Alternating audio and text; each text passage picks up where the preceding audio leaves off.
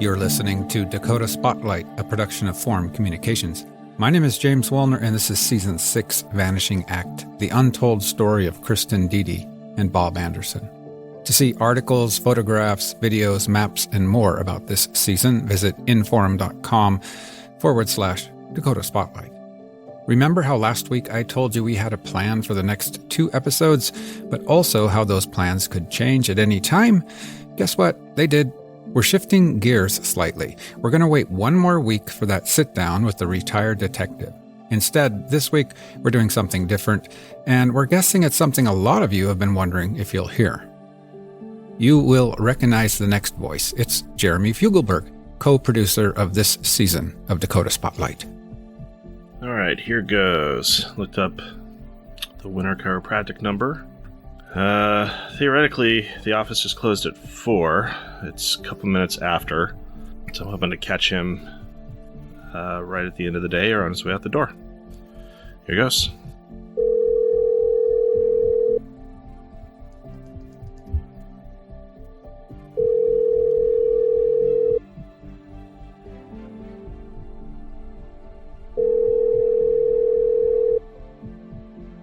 Hello?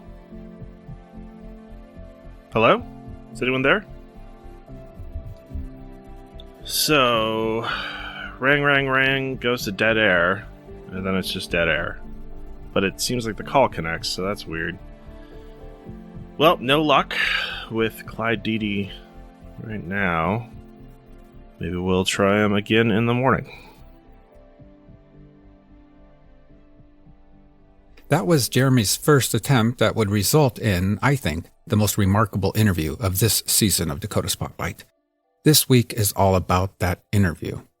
It wasn't just remarkable because of what was said, it was remarkable because of the amount of prep work that went into it.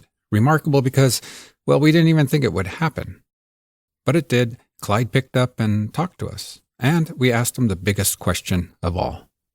That's right. This week on the podcast, talking to Clyde Diede, the man married to Kristin Diede when she and her boyfriend, Bob Anderson, disappeared in North Dakota in mid-August 1993. Today, Clyde is a chiropractor in Winter, South Dakota. I did finally get him on the phone. You've heard some clips from my interview with him in past episodes. But in this episode, we're going to play the interview in its entirety. If you've stayed with us thus far in the season, it's worth listening to, front to back. But also, as we've continued to work on this season, it's become clear to us that the interview offers a unique behind-the-scenes look at our investigation, and we feel it makes for an interesting story. That's what this episode is all about. Clyde is a crucial witness in all of this. We know from other witnesses that Kristin and Bob traveled to and visited the Diede farm near the town of Wishek that day, August 15, 1993. We know Clyde was at the farm that weekend, although we're not sure exactly when he was or wasn't on the property. The background is important, too. We know Kristin and Clyde were in the middle of getting a divorce, and there might have been a dispute over the 2 children that day. And we know Clyde was still under a court order to not have any contact with Kristin. This was after getting convicted for assaulting her earlier that year. Most important of all, we know that nobody has claimed to have seen or heard from Kristin or Bob since that day, August 15th, 1993. As you'll recall from our last episode, Clyde got some serious attention from law enforcement after Kristin and Bob vanished. Investigators interviewed Clyde, they searched the Diede farm, they even threw him in jail for a night over his refusal to provide a hair sample. It seems fair to infer he was a person of interest in this case, certainly a figure looming large in the investigation into Kristin and Bob's disappearance. So we knew talking with him, if he would talk to us, was a big deal. So today, we'll not only play the entire interview, we'll also share the considerations we took into account with that interview, what you do with an interview like that. These were not administrative, boring questions. These were big, important questions, big concerns. They go right to the heart of Dakota Spotlight, the kind of podcast it is, how seriously we take our work as reporters, how important it is to approach what we do ethically with an open and fair mind. And how did we do? Well, you can decide for yourself. Questions. What should we ask Clyde Diede? We created a spreadsheet of questions for Clyde. We worked on it for months, adding one here, removing one there. From James's previous reporting on this case, we had some big questions for him about Kristin, their relationship, what happened the weekend she and Bob vanished. Hard questions. But we also had more reporting to do, so we did that work first. We interviewed more people, we gathered more evidence. By the time we were ready to call him, we had 20 plus questions ready to go. I grouped them based on topic, order of importance, and what I thought would be a natural progression of questions. Of course, interviews don't always go according to plan. Things happen. Answers lead to different questions. Best laid plans are just that, only plans. Still, always good to be prepared. In late January, we knew we were getting close to launching the podcast. We'd done all the work, which means we were ready to talk to Clyde. But first, we wanted to talk to our manager, Steve Wagner. Steve is the Digital Content Development Director for Forum Communications Company. He's not following along day to day, but when it comes to big questions, tough calls, yeah, we're going to talk to Steve. So we arranged a Zoom meeting with him, all three of us, Jeremy, myself, and Steve, all in different locations, to talk about interviewing Clyde. Here are some portions from that call. Yeah, I mean, you guys have learned a lot through this whole process. I mean, James, you've been digging into this thing for years, and there are a whole lot of answers, but there are still a whole lot of questions, and hopefully he'll be able to fill in the blanks. My understanding is that this has been something he's faced questions for, and obviously there's kind of a cloud hanging over that now for going on 30 years. Yeah. And so we're going to be just the latest version of people coming and asking him about this. And I don't think he's going to welcome that, right? So I'm not expecting that he's going to answer our call, but I feel like it's definitely the step we need to make, just in case he's willing to talk and to give him a chance to tell his side of the story. And then if he doesn't talk to us, then we go from there. If I was Clyde Diede in this situation and, it's totally innocent, I might take this opportunity to say, you know what? Yeah, I will finally clear up some of this stuff. Or to be honest, I'd probably, after been spoken to by law enforcement, I'd probably have a lawyer already and just say, I don't talk to people. I mean, that's what I would personally do. Even if I was innocent, if I was him, I would have a lawyer. I don't think I'd talk to us if I was him. People have different motives for talking or not talking, I mean, he could it's easy to maybe project, but I mean, I like the idea of giving him, an opportunity, introducing yourselves, saying, hey, we know a lot about this case. We want to put it to rest, meet with us. Let us, tell us what you know. I mean, he doesn't need to know what you know. I mean, certainly he could clear up a lot of this, and, this is his opportunity, and he might be looking for that. I mean, maybe he wants to put some of this to bed. You got to be ready to roll, and let him know that you're recording, at that point. Yep. I think too. So South Dakota is a one-party notification state. So as long as one of us on the calls knows we're recording, it's not an illegal call. But that is certainly cover your base. That is absolutely the right thing to do. This is an opportunity to speak, and you're inviting him to do that. And, hopefully he takes that. But, you guys do know a lot about this case. But like probably every case, there's a lot that to be known, I mean, certainly just the list of questions that you have specifically to Clyde, there's a lot of ground to cover. So with input from our boss, Steve, with weeks of preparation behind us, and our spreadsheet of questions in front of me, I made that first attempt to call Clyde, January 31st, this year, 2022. You heard it at the top of the show. No answer. So the next day, February 1st, I gave him another call, again at his chiropractic practice in downtown Winter, South Dakota. So I want to give you the lowdown on interviews like the one you're about to hear. As a journalist, there's lots of ways to interview someone. Every journalist has their own style. Most interviews are not like the ones you see on TV, either on police dramas or in high-profile interviews of, say, prominent politicians on the nightly news, or a show like 60 Minutes. My interview style is to come in very prepared, but usually not come in hot, demanding answers, rapid-fire questions, nothing like that. More often than not, I get answers by not saying something, opening an awkward space for the interviewee to fill in with an answer, asking a question to which I already know the answer.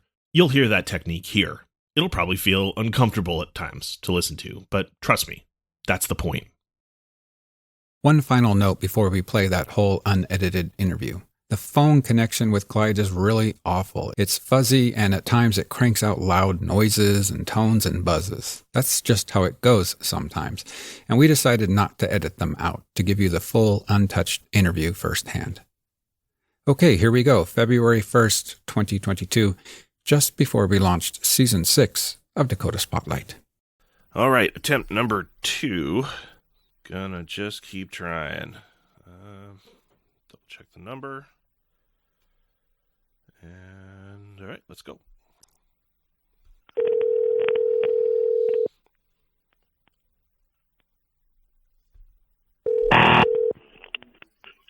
Winter chiropractic. Hi, is this Clyde? Yes. Hi, Clyde. My name's Jeremy Fuglerberg. I'm a journalist with Forum Communications in Sioux Falls, and I'm working on a project that involves you, so I wanted to call and chat with you a little bit if you got a couple minutes. Yes. Great. Well, so I'll tell you first what it is. What we're working on, it's a podcast called Dakota Spotlight. We look into various cases, cold cases, that kind of thing. And what we're looking into in this season is the disappearance of your ex-wife, Kristin. Uh-huh. And so I'd just be curious to ask you a few questions about that, if you're willing. Yes. Okay, well, thank you. Well, I'll let you know I'm going to hit record here, since this is obviously for a podcast. I'm going to record this.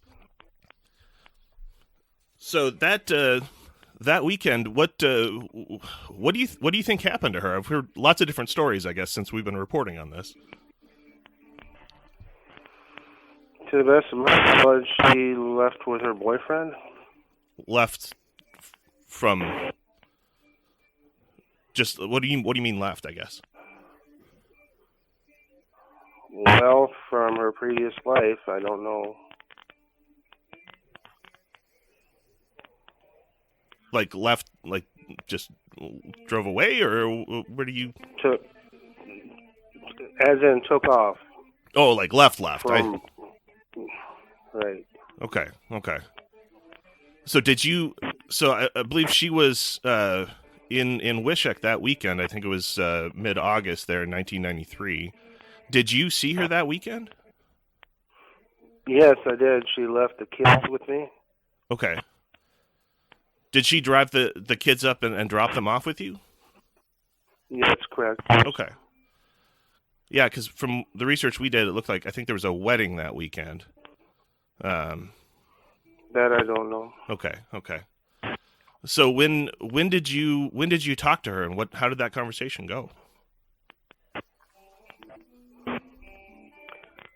You're talking about a long time ago. I don't remember the specifics. Sure. Yeah. I mean, certainly a long time ago. Did you? I mean, was that the last time you heard from her again, or did you hear from her after that? No, there was nothing after that. Okay.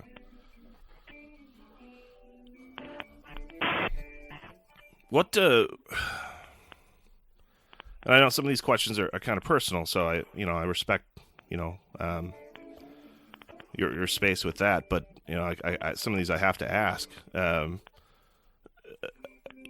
what I hear, you've gotten a lot of questions over the years, and I believe the police have talked to you quite a few times. Isn't that right? Sure. Now, I even there's a record of them tossing you to jail for a night in Logan County in '95. Can you tell me what that was about? Pardon me? So we've got a jail record. It looks like they put you in jail in Logan County in 1995, just before Christmas, or a couple days before Christmas. Oh, yeah, they were just squeezing me for information, and they thought if they put me in jail, give me a taste of that I might give up. One of the things they wanted was a hair sample, which I was reluctant to do. I thought it was an infringement, but I finally did allow them to do that, and then they let me go home. How is that? I mean, just facing that kind of attention from them, how has that affected your life over the years?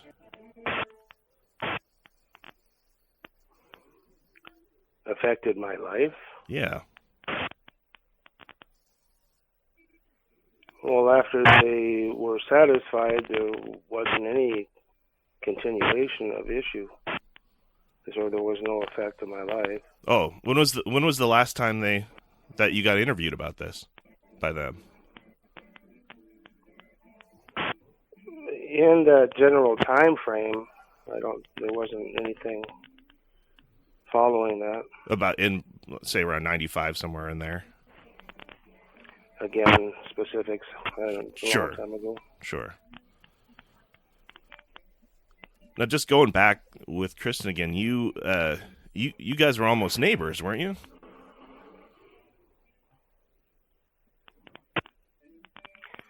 Neighbors. You mean where she grew up at? Yeah.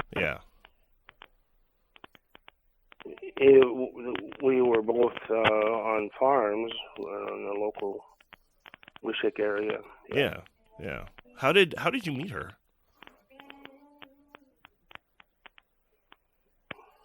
Proximity, I would say.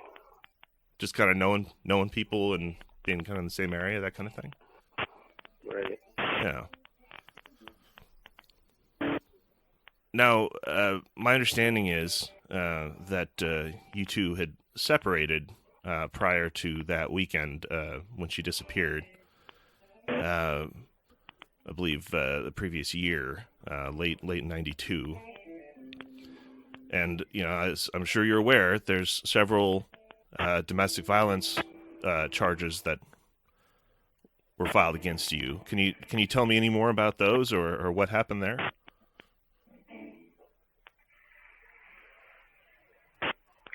No, there were not several domestic charges filed against me. She,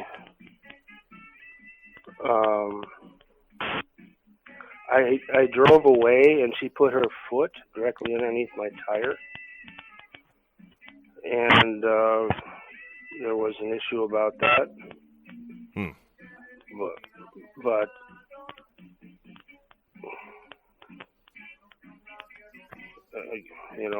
I don't care to talk about something of that nature. It's just not something I want to dredge up. Sure. Now, one thing that we heard in our reporting was that you had visited, say, about a week after she disappeared or so, or the next week after that weekend. You were at the Ward Hotel in Aberdeen. Does that sound familiar to you, or is that a place that you went? No, I don't remember that. Okay. Was Aberdeen a place that you ever went down to around that time that you recall? I'm familiar with the town, but it's not a place that I hung out. Sure. Didn't have much of anything to do with. So when Kristin came up that weekend, you said she was bringing her kids to you. We were talking to somebody else, and they had mentioned that it was actually your sister who picked them up. Does that ring a bell at all, or is that not how you remember it? Her sister that brought him to me, you say? Your sister is what we heard. No, she dumped them in my care. Okay. She did. There's also some people we talked to said she was going up there to get some stuff or to take some stuff away. Is that ring a bell at all? It had nothing to do with me. What does that mean? My only business with her was her leaving the kids. That was it. Okay. How did that work? Because from my understanding, is there was a no contact order in place at the time. How did that work with the kids' handoff?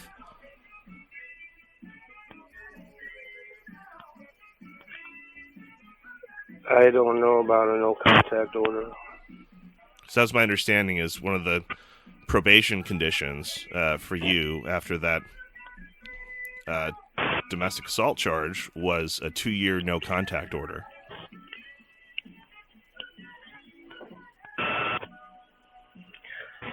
Well, apparently it wasn't stipulated. There wasn't.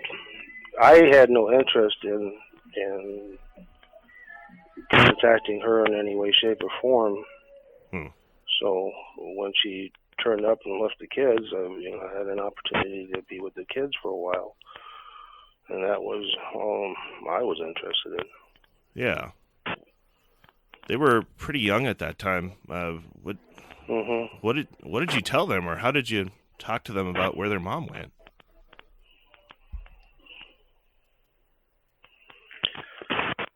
Well, I wouldn't say they weren't used to that type of thing from her, but it wasn't the first time that she would leave the children with somebody, if not me, then somebody else. But of course, after a while, she's not coming back. How did you handle that, just as a dad? I didn't have anything to relate about it, so there was nothing I could tell them. Yeah. Did they ask about her a lot? Oh, sure. They would ask periodically, I wonder when Mom's coming back, and I couldn't tell them. Yeah. Ugh. Now you, my understanding is from Kristin's friends back in Bloomington is not too long after she disappeared, you showed up at her apartment to get some things. Is that accurate?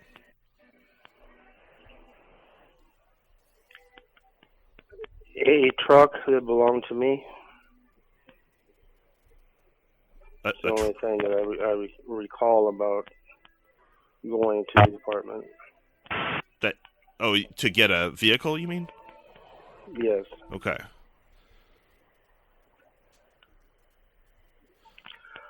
So, I am working. This is taking quite a while. Okay. Could I call again another time when it would be more convenient for you? No. Or you're not interested in talking anymore about this?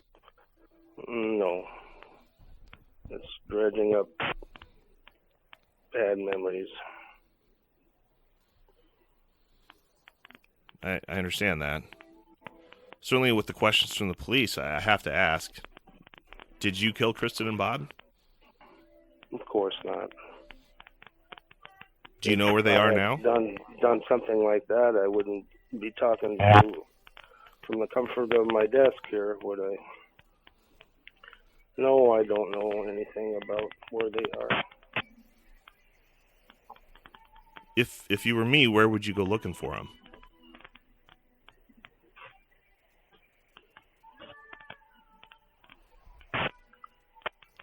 I don't know where they are, so what could I tell you to?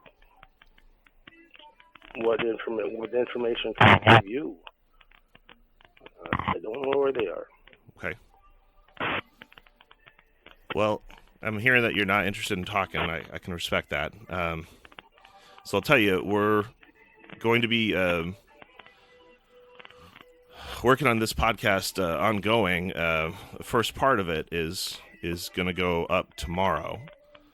And so I just want to give you the information again, and my information, so you can get back in touch with me if you're interested, okay?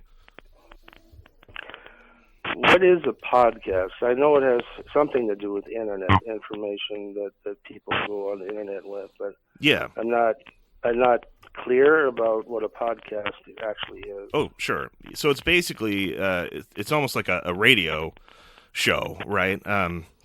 So what Dakota Spotlight is, what we're working on, it's an investigative podcast. I'm a news journalist, and what it is it's like a radio show in that it's audio, right? But it's, like you said, it's online, or it's distributed through apps on your phone, like Apple Podcast or Google Podcast, that kind of thing. And so every time that comes out, it downloads to your phone and people listen to it. So they've really gotten big, over the last few years. It's a way a lot of people get news and information now. So it's not too hard to find if you have if you can get any of those apps. If you have an Apple phone or an Android phone, you can get a podcast app pretty easily, or on Spotify too. That's another app, but everything gets put through there.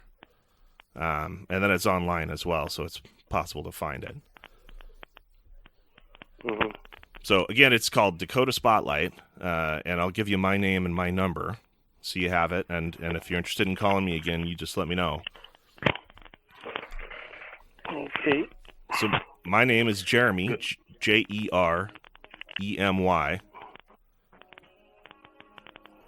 and my last name is Fugelberg. It's F as in Frank, Ugleberg.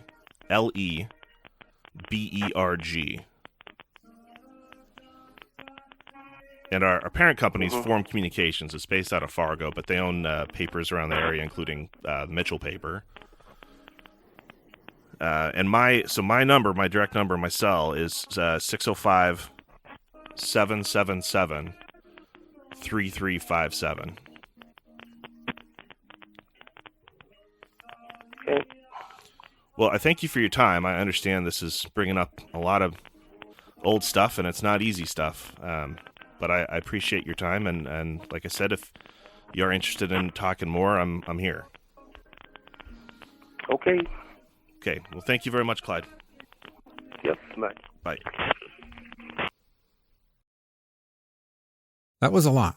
And Clyde actually took some of Jeremy's questions. We really didn't expect that. And at times, Clyde was fairly forthcoming. Although, as you heard, as the call went on, he seemed to grow less and less comfortable, and not at all comfortable with some of the harder questions. So put yourself in our shoes for just a second. What do you do with an interview like this?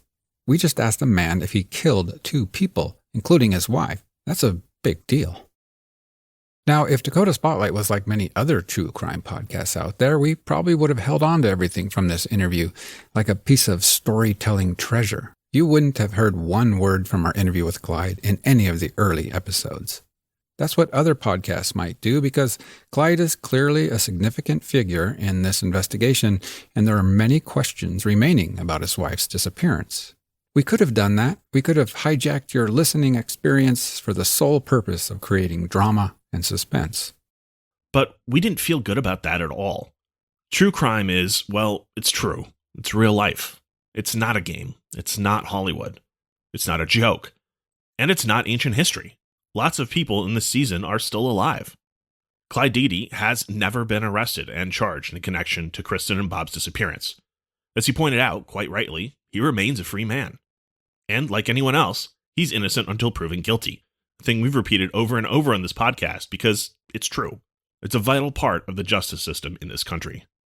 That means we have a responsibility to both Clyde and to you, the listener, to be fair about how we present what we know. To not go for the cheap slam dunk narrative that presumes to know just about everything, who did what and when, and then amp it up for a fact.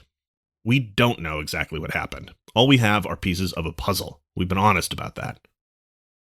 So we had some tough choices to make with what Clyde told us. After careful consideration, this is what we decided. We would treat Clyde like any other source in this story. We wouldn't avoid playing clips of his interview for dramatic effect. No, we included his comments wherever possible, and whenever they were relevant to the topic at hand, just like everyone else we've interviewed, just like Tiffany and Heather and Molly and Susan, Diane, Dean, Debbie, Chase, Mike, Travis, Sandy, Brenda, Sherry, and Trooper Meitinger, and the others, just like all our sources. During those early episodes of the podcast, we expected Clyde to listen in. After all, Jeremy had told him how to listen to podcasts, how to find and subscribe to Dakota Spotlight. So, as you might have heard, we hoped to speak with him again, and we hoped he'd be willing to do so. He did not get back to Jeremy, but we certainly had more questions for him. So, a couple weeks later, I tried calling him again. Here's how that call went. Okay, that home number was not valid. So I'm going to try the chiropractic office Saturday at 5:20 p.m. So, don't know why he would be there, but you never know. That's the right number? Looks like it.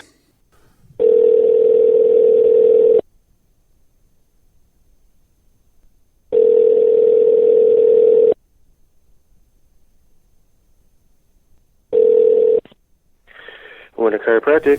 Mr. Diede, my name is James Wollner, calling from Forum Communications. You recently spoke with my colleague Jeremy in regards to your missing Kristin Diede, and I have 4 very specific questions for you that you definitely deserve an opportunity to comment on, and I'm wondering if you would like to do that. But the problem is Jeremy never asked me permission to record me and put me on air, so I naturally have to decline your request. Understood. I believe he did ask, but you still have his number if you want to bring that up with him. Are you still there, sir?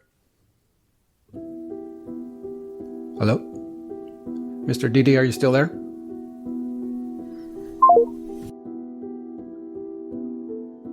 So that was that. Of course, Clyde is wrong about my call with him. He was fully aware the call was from a journalist for a podcast and was being recorded, and proceeded to voluntarily answer my questions anyway. He could have said no comment or just hung up on me, but he chose not to. At the time of this recording, we haven't heard from Clyde again. We may call him again, though, just in case. Or Clyde, if you're listening, give us a call. You have my number. Or we'd be happy to drive to Winter to interview you in person. We do still have more questions for you.